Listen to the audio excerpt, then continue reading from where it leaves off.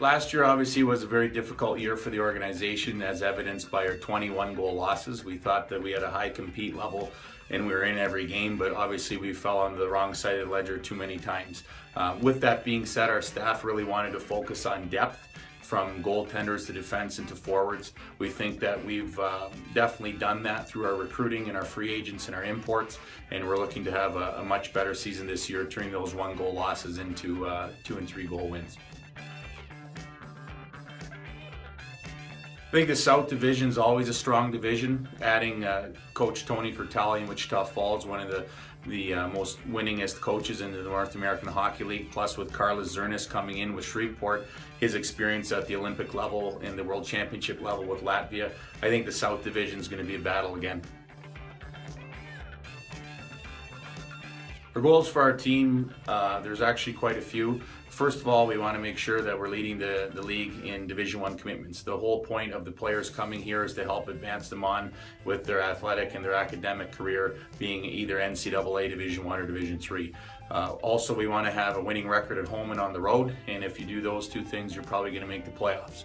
Getting into the playoffs is obviously a whole other season in itself, but the goal here with the Amarillo Bulls is to win the Robbie Cup.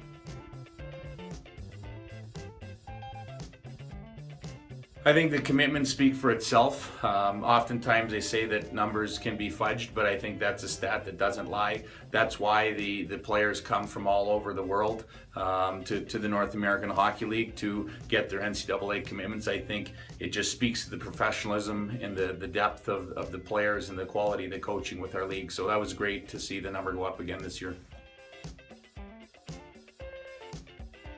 Best thing about the showcase is obviously exposure for the players. That's why we do what we do. We're trying to help advance them. To have every Division I, Division III, USHL, and even National Hockey League scouts there, I think is phenomenal for the guys. It gives them a really professional but pressure-packed situation to showcase their skills, and that's usually the first step in a lot of the players getting commitment, is when they're seen at the showcase.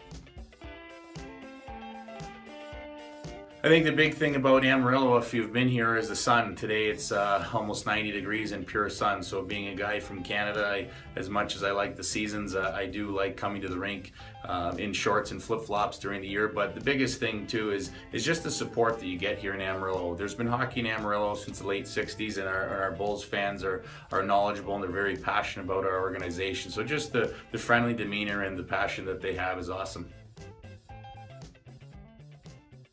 I think, going back to the question about commitments, I think one of the reasons why it is one of the top leagues is because we move players on. That's the goal of every player.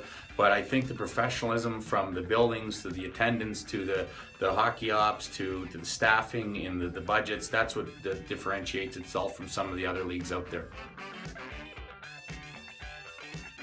The identity of the Amarillo Bulls is one that competes for 60 minutes. We have a high compete level from our staff all the way down to the players. We want to make sure that we're detailed in everything that we do. I would think that we're pretty organized and structured, but one that is definitely going to be an exciting team to watch this year with more speed and more depth.